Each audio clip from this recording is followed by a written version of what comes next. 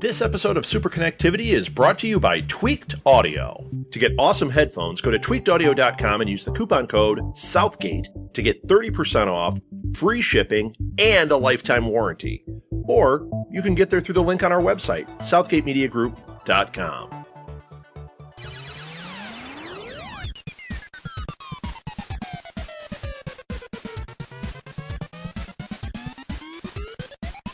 Hello and welcome to Superconnectivity Live with Phil, fill me in, Harris. And Charlie Esther.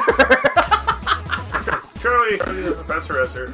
That's me. No, we are live here at Phil's house in beautiful Irwin, Pennsylvania. I finally get to see the actual Fortress of Solitude that Phil has, and let me tell you folks, it is amazing. It is truly any comic book fan's dream location to do a podcast, and I am adequately humbled to be here. So there's really only one news story in comic books today, and Marvel saw to that. Phil, what are we discussing today? The shock ending of Steve Rogers' Captain America #1. Yes, Captain America #1. Steve Rogers throws Jack Flag off a plane, turns to Eric Selvig, and says, "Hail Hydra." Because as it turns out, according to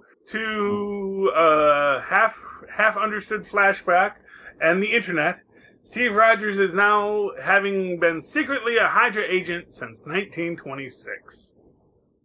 So they want you to believe. That's what the internet believes, and the internet is often wrong. I was going to say, never wrong. Yes. So just to break it down, so some of the things that we're seeing here. First off, and I think this is actually kind of important to note. Now, one of the things that we're seeing here is that as you're reading this issue, and here's what I'll tell you: I guarantee you that people got outraged before they read the book. Oh yeah. Yeah, and because I was outraged before I read the book. Yes. But after I read the book, my outrage mostly subsided. I was not happy with a lot of things. One of the biggest thing I'm upset about, though, is that they have cast Agatha Harkness as Sharon Carter. It is just bad artistry. It is bad drawing of this woman who could not possibly be 62, you know? She doesn't look like a 42-year-old woman, you know? Especially not a 42-year-old woman who, you know, exercises regularly, doesn't drink or smoke, you know? It's not like Sharon Carter's been, you know, just, you know... It's not like she, you know, was living a hard... I mean, yeah, I guess you could say, well, you know, Dimension Z was a hard life. You could make that argument, and maybe they're going to try and make that argument, but no.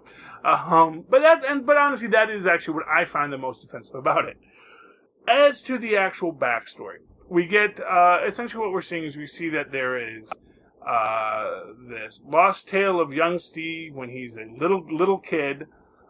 His mom, and we know that he's a little kid because both his mom and dad are both alive in this scene. And we know that his dad dies pretty quickly, and then his mom dies sometime thereafter. If we're gonna get that scene now, what's her face takes Steven? Oh, Lisa? Possibly. Because I mean, we always will want to see. They kind of always made you assume that he was alone after his mother died. Yeah, but he was also in his teens by then. Yeah. So, I mean, that's the thing.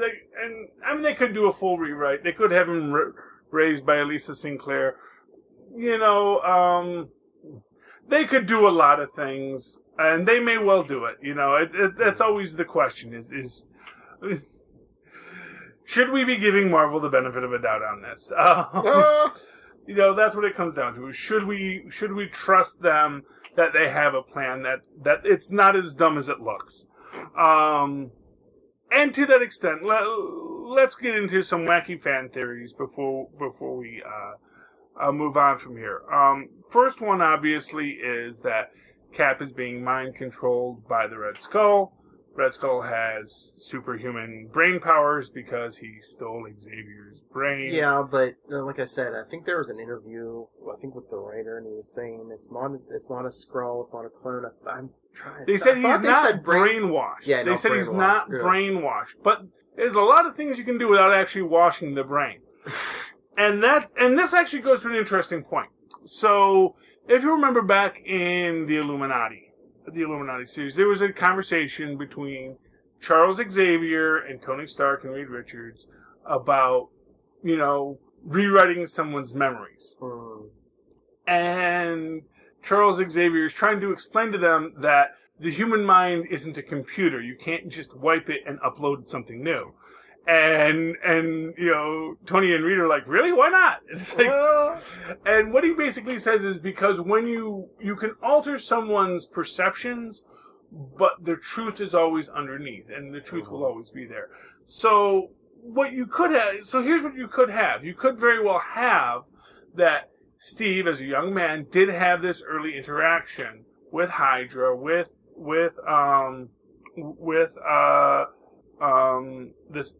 Lisa Sinclair, long before World War II, long before even the Nazis rose to power in Nazi Germany.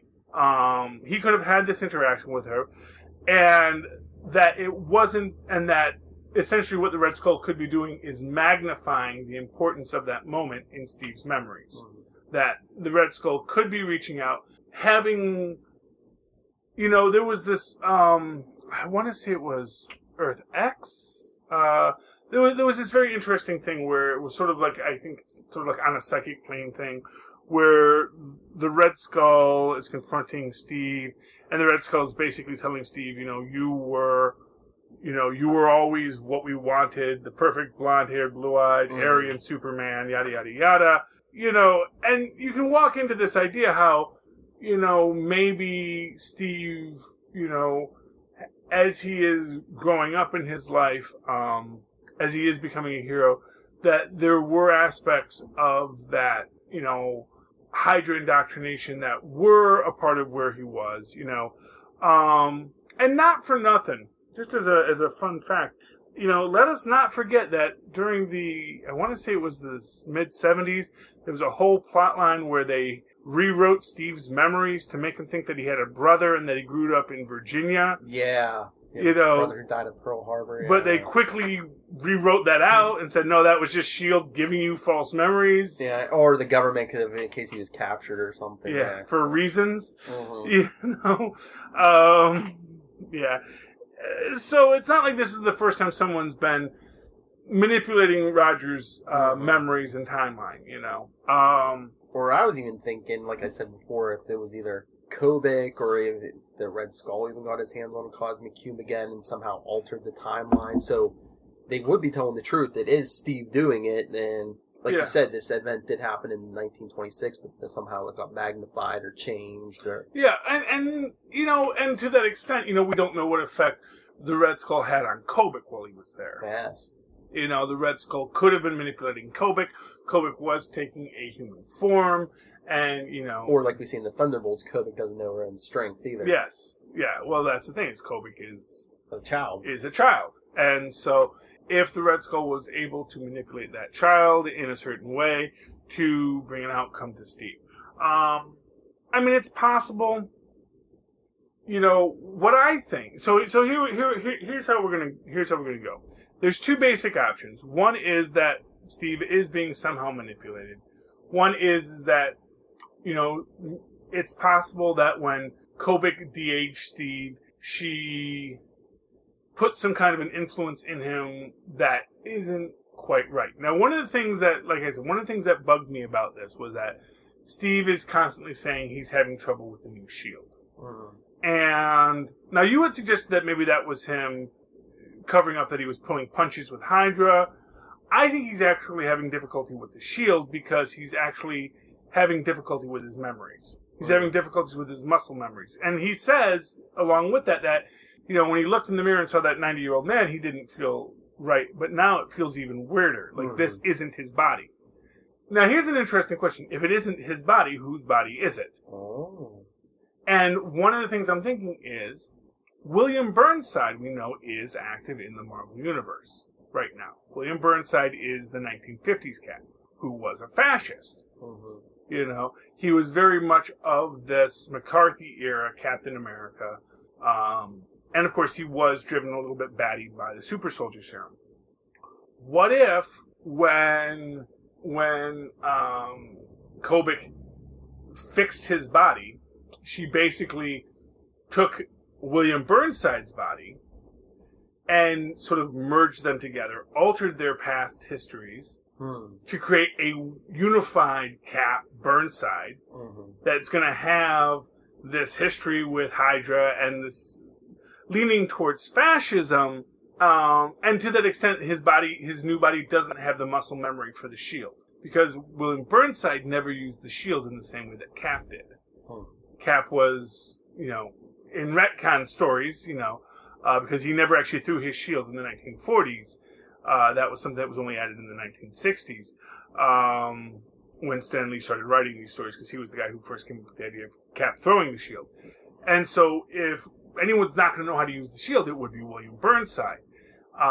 So if there's some sort of merging of the two in a way, or something along these lines, if Kobik, there's this idea that, magic will always take the path of least resistance.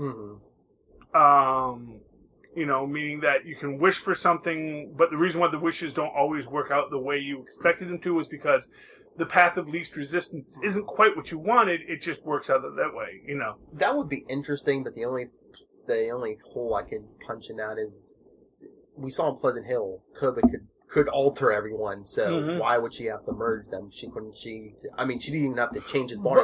That's an interesting question. All she would have to do is reactivate the serum.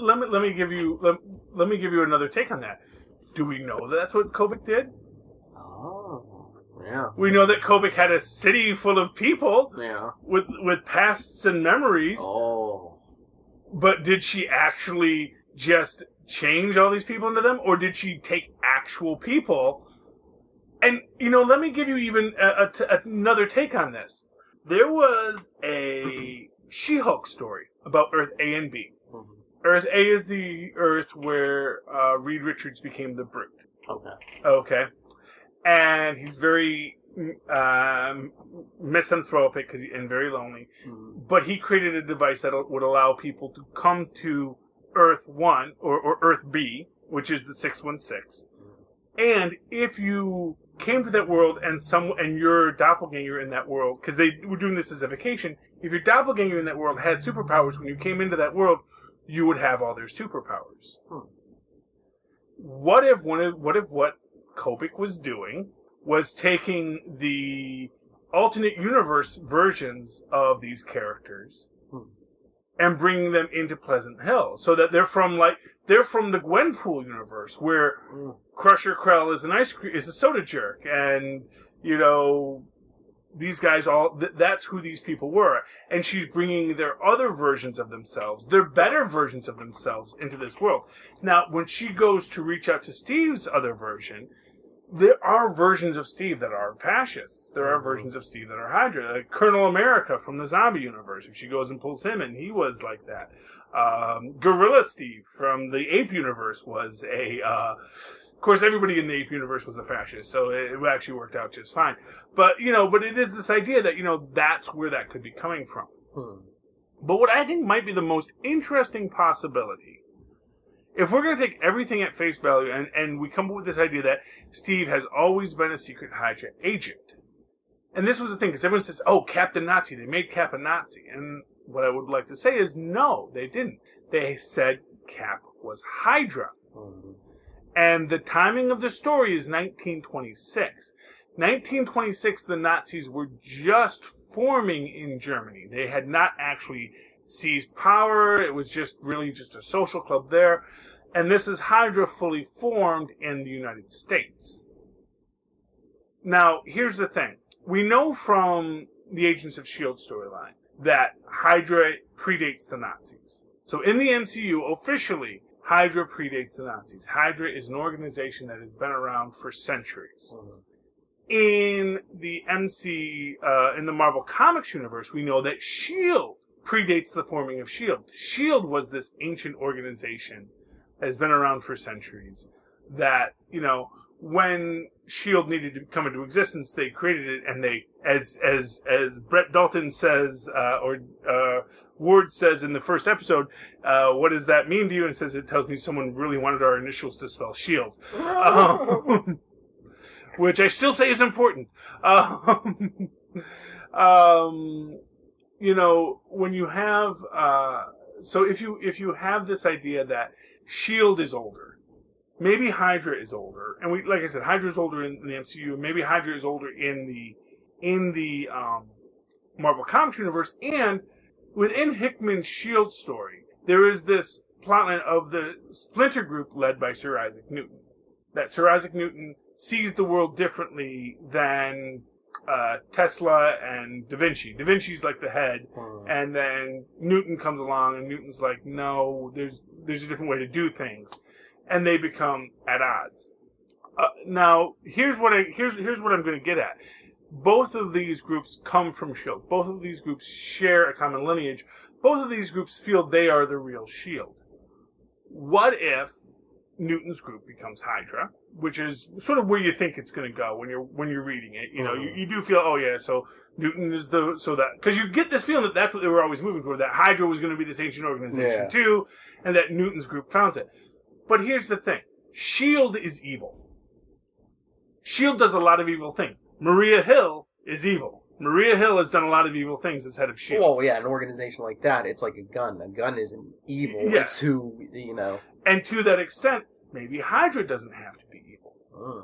Maybe there is a splinter cell of Hydra that was the citizens group of Hydra that had these noble intentions like the original S.H.I.E.L.D. There was this noble intention about protecting the weak and the innocent from those that would tear the world down, and that it's not based in some sort of Aryan ideology, although Aryan ideology has taken over these things. You know, it's an interesting point to be made. People make comments about, oh, they get so political with this, you know, because they have the Red Skull saying things that sound like Donald Trump. And of course, yes, they do. Except, of course, much more eloquently than Trump is. No, I mean, I think even most people who support Trump would say that, yeah, the guy does talk in a word salad. He just throws words out there and, you know. But here's the thing. Yes, you can have a legitimate argument against immigration, against, you know, globalization, even against, you know, the rapidly changing social mores. And you can have a legitimate and honest reason to have these feelings. The problem is that people who are like the Red Skull are more than happy to seize on these ideas to push them forward, you know, to push their agenda, which is hateful, which is supremacist, which is, you know, evil. You know, that just because you have an idea just because the political rhetoric rhymes doesn't mean that evil men won't exploit it, you know. As an example, you know, on the left, you can, you know, to describe, you know, Stalin as a socialist misses the point of socialism. Stalin's not a socialist, Stalin is a fascist. But he uses the ideals and the cover of socialism to present a fascist ideology. Likewise, you can use the cloak of nativism and the idea of, protecting sovereign nations, things that may be legitimate political arguments, but they're going to be used by these other groups that just want to seize power and present a fascist regime. And so you can look at it and say, oh, they're being political, but in truth, they're really just reflecting how politics works. And any group can be like that. Any group can, whether they're libertarians, whether they're socialists, whether they're nativists, that you can have these ideas and be a good and decent, noble human being, but evil people will likewise use these ideas to exploit the people who follow those ideals to create a fascist situation. And I think that may be what it is, and maybe that's what you're going to see, is that there is this noble hydra that maybe Steve did have some association with long before becoming Captain America. To build on that too, I just thought, what if, it'll explain why this hasn't come up before, what if when he went into the ice at the end of the war, he lost memories of that Hydra. Because, I mean, we saw the government was even messing with his head back then, too. So, I mean, he could have lost that memory, and maybe it just got jump-started, rebooted when Kobik, you know, rejuvenated him. But maybe that's why he's having trouble with the shield. Maybe on some subconscious level he has a problem with himself being part of this Hydra, even if it isn't as evil as the other Hydra. That's possible too. You know, I think what you come through in the whole thing is that there's a lot of possible explanations. Whether or not any of these will be the explanation they go with, we don't know yet. But I think that there are a lot of different ways that this can be broken down. I don't think it is, like I said, I think my honest opinion is, because at the same day that this came out, a little book, the little book that could, DC Rebirth, $2.99, giving it away for one of the best DC stories I've ever read. That basically repudiates this urge towards darkness that has been defining the DC universe, and really just out and out says, Zack Snyder, you're a bad, bad man and should feel ashamed. You know, that this should be, and then of course brings in the big reveal that maybe Alan Moore's Watchmen are the actual impetus for the darkening of the DC universe, which of course is both metaphorically true and in this case maybe literally within story true. Literally in the truest term of the word literally, because it is about the literature, that the literature has literally been made darker because of these changes. You know, it's this great thing. That should have been the big talking book of the week. That should have been the thing that was dissected and discussed. Oh, please. And torn apart. Tuesday night, Jeff Johns was on Late Night with Seth Meyers, like talking about the book. I mean, he went on TV to say, "Hey, this book's coming out tomorrow. Everyone should go get it, and we're getting away from the darkness." And then Marvel comes up and says, "Look at us!" And everyone forgot all about DC. Oh yeah. You know, and which just shows you the uphill climb. But of course, you know, here's what I'm going to tell you. If DC hadn't been just slamming their head into the wall for the last however many years they've been slamming however you want to describe it, you know, if they hadn't been there, this is big news because it is so out of left field from Marvel. Because it's now, of course, that goes into the conspiracy theories which I was a proponent of when this first. I'm much less now. Because I get hot-blooded. And I will say things, impolitic things. But, you know, whether or not, you know, like Perlmutter, basically, when he got kicked off of Captain America, now he's mad at the Marvel Cinematic Universe. You know, of course, you know, that's a whole thing. Because, honestly, I do think that Disney has been trolling Ike Perlmutter. I think that they've been telling him, we want you to create... Because I do think that Disney wants to remove Ike Perlmutter from being in charge of things, because it is very telling that the guy that really hates female superheroes was put in charge of developing 3 different female superhero-led shows. I mean, Agents of S.H.I.E.L.D. winds up being about Chloe Bennet and Ming-Na Wen, and, you know, Clark Gregg as well. But it is very much a female-centric show, led by by Jed Whedon and under the official producership of Joss Whedon. You know, known for making strong female characters. Then they say, oh, we also want you to develop, you know, Agent Carter, and then we want you to develop a show for Mockingbird. And of course, when all these things fall apart, now they can look at Ike and I can say, oh, well, that's because female things don't show. And they say, no, all of our demographics say this stuff is selling. You're screwing it up. That's why you have to get out. So I do think they were trolling Ike. I don't think Ike is really trying to sabotage himself, but I don't think that Ike is doing a good job for himself. And I do think that they should probably put Joss Whedon in charge of Marvel Television, make it its own group in Marvel Studios, maybe have him report to Feige, and actually reconnect the universes. Because I know that's what's making Chloe Bennet upset, that it's only flowing one way. And it was never supposed to flow only one way. And if you look at prior to the removal of Ike Perlmutter from the movies, it did more flow up. We had Maria Hill on, we had Nick Fury on, you did get S.H.I.E.L.D. interactions from the movies into the TV show. What happened next was that, once they separated, now they're very separate. And that's why the universes are feeling very disconnected. So I do think that is a big thing that Marvel needs to do, is reconnect that. And DC needs to try and get themselves better coverage. But, it looks like they know what to do now. Because they're focusing on the Flash, their most optimistic character, who is the character that is the most successful right now outside of the outside of the comic book realm. That the Flash is the one with the big hit show. That optimistic Flash feeling is what's powering the televised DC universe, and that's what needs to move into their movie universes, which hopefully we'll get with Wonder Woman. We'll see what happens with Suicide Squad. Okay.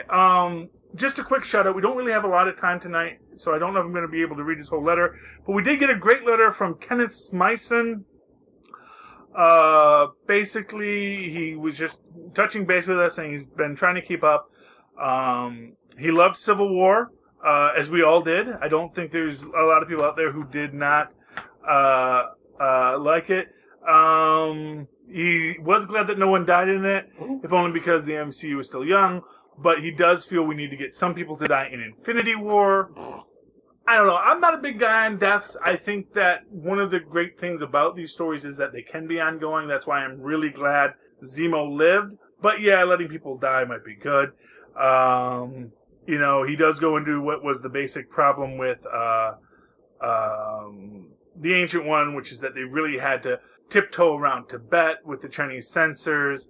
And I get that, although I do think that it goes deeper than that per se, but, and as he says, that any other Asian nationality could have drawn the ire of the politically correct crowd as well, although he agrees with me that George Takei would have been a fantastic Ancient One. Yeah. I mean, and that is who I always wanted to cast as it. That was going to be my...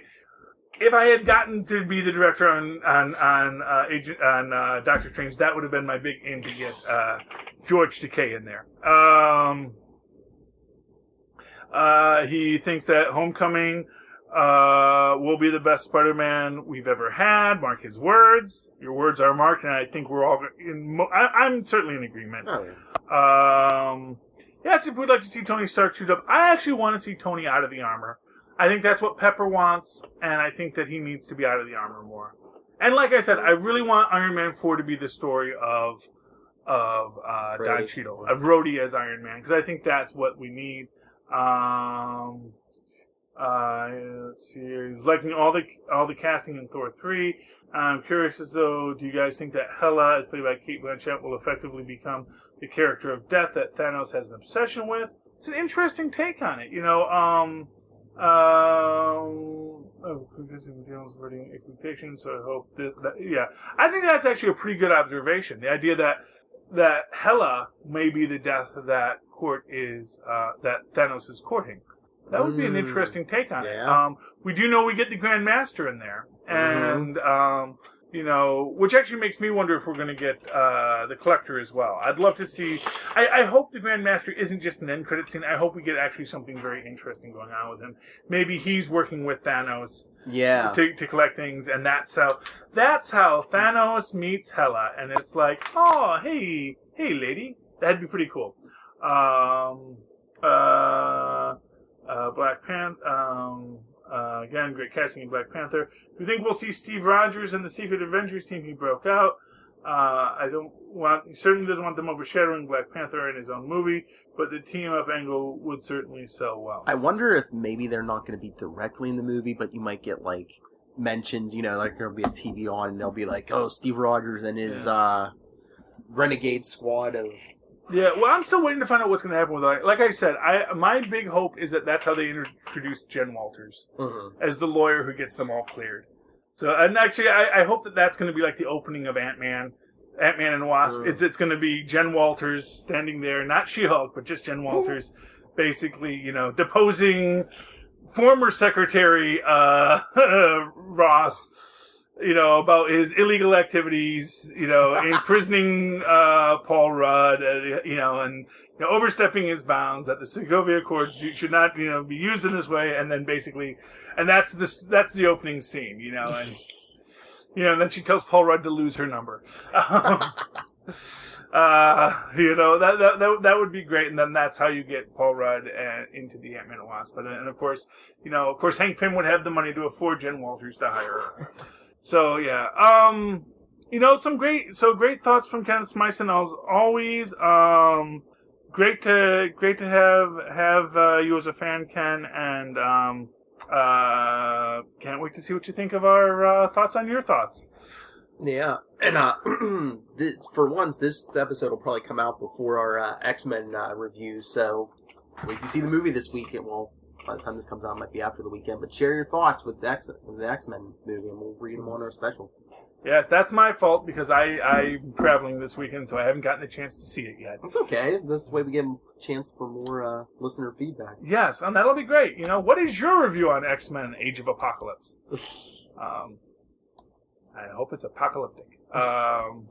Is this the end of the X-Men universe? Is the question maybe we should be asking based on some reviews. Oh, no. Yes, but we'll see. Well, I'll know when I get to watch it, which will probably be next Saturday. Okay. Is there anything else going on in the Marvel Universe, Phil? No. Like we were saying before, I think the Captain America thing was the big thing this week. Yeah, that's the thing. It's like it just overshadowed everything. It overshadowed Rebirth. Which honestly, I was actually looking forward to talking about a half hour about Rebirth, because I thought that was a great book when I read it, And it was such a great take on things, and there's a lot of mysteries. It's getting me interested in DC, but man, Marvel just trolled the heck out of us. Yeah, and that was the point. That was the point. So that's it. And Marvel says, that's how you troll the internet. Oh, yes. Although it was pointed out earlier today that, in the solicits for the upcoming books, it is about Steve fighting Hydra. Steve fights Hydra. Again, that everything is Steve's battle with Hydra. So it's like there's one mention of a mysterious figure from his past in this issue, and then after that, everything else is about how Steve is fighting Hydra. So clearly he's still in a one-man war with Hydra. The question is, which Hydra? That's right. And I can't wait to see how they solve it. Although, definitely get someone better to draw Sharon Carter, because honestly, that is what after it's all settled. That's what annoys me the most. Mm-hmm. Sharon Carter should not be drawn like an 80-year-old woman if she's 42. Mm-hmm. Heck, even if she's 50, I'll go. Let's say she's 50. And Marisa Tomei is 52 playing Aunt May. And hey, I'll give them this for all the flack they gave. They didn't make her up, so you do see that she's got some laugh lines, and she's got a woman's an adult woman's face. She does not look like Sharon Carter looks in this book, And that's the thing. It's like, so let's say that Sharon Carter was 40 when she goes into Dimension Z. She should be looking like Marisa Tomei when she comes out as Aunt May, not like Agatha Harkness. She shouldn't look like Aunt May from the last two films. She shouldn't look like Marion Ross. She should look like Marisa Tomei at most, which is subtle aging, some laugh lines. Mm-hmm. Things like that. Not like, I'll get you, my pretty, and your little dog, too. That's not who Sharon Carter should be at this point. Marisa Tomei, Agent of S.H.I.E.L.D. Yes, although, that'll be the next big reveal. Aunt May. Hey, you know what? That could be, if they ever do... No, I'm thinking it's going to be Peter's parents. It's going to be anyone. Oh, well... Agents of S.H.I.E.L.D. They actually were Agents of S.H.I.E.L.D. Yeah. And they'll probably redo that in Homecoming. Mm-hmm. But actually, I think that might even be kind of cool if they do another Agent Carter comic book, just have her meet up with Aunt May and Ben Parker when they're like, in their 20s, because that would be, of course, the other Parkers are agents, and then they have this interaction, and somehow May and Ben get pulled into it, and that could be a cool story. A lot of good things they could do with that, and I'm very happy to have Spider-Man back in the MCU. I think that's just gonna be so much better. Okay. So I think those are all of our connections for this week. if you guys have any thoughts on new Hydra Cap, one other thing I wanted to mention about that actually I forgot to mention when we were reviewing it. Did you see the name of the hacker that Rick Jones was fighting? Yeah, it was something Battles. Yeah, it was John. It was John Battlestar Galactica, or like Battlestar John Galactica. Yeah. I was thinking, could that be Battlestar? Yeah. You know, and that would be, if they really want to go a full 90s, they got to bring back Battlestar. Uh-huh. For those who don't know what Battlestar's been up to lately, mostly fighting zombies. They had him run through like 3 different zombie books where like the 616 was coming up against, zombie invasions, and he was like the front man on it. And I thought that was great. That was a cool thing. Had him team with Howard and Man-Thing.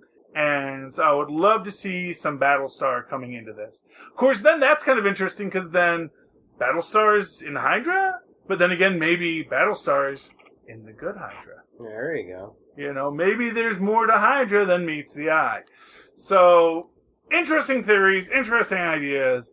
Let's see where they go. Okay, thank you for connecting with us. Phil, if they would like to rant to you about the craziness of Marvel or the craziness of DC and that shocking reveal ending, it was Dr. Manhattan all along. Or maybe it was the comedian all along. I don't know. We don't know yet. We don't know exactly what we've gotten so far. But we did see that the comedian's badge was in the Batcave. Because as it turns out, Thomas Wayne was actually the comedian. I'll put that up on the internet. And that means that his mom was Silk Spectre. Alternate universe stuff, man. But at least they were finally happy. Well, if anyone wants to know what Charlie Esser is like in person, is he an agent of Hydra? You can email me, nightwingpdp@gmail.com, and on Twitter, I am @nightwingpdp. And, of course, you can always write to me at superconnectivityblog@gmail.com. That's superconnectivityblog@gmail.com. And if you'd like to tweet with me in that new fancy way that all the kids are tweeting this and that and the other, you can do so at Charlie Esser. That's CharlieEsser.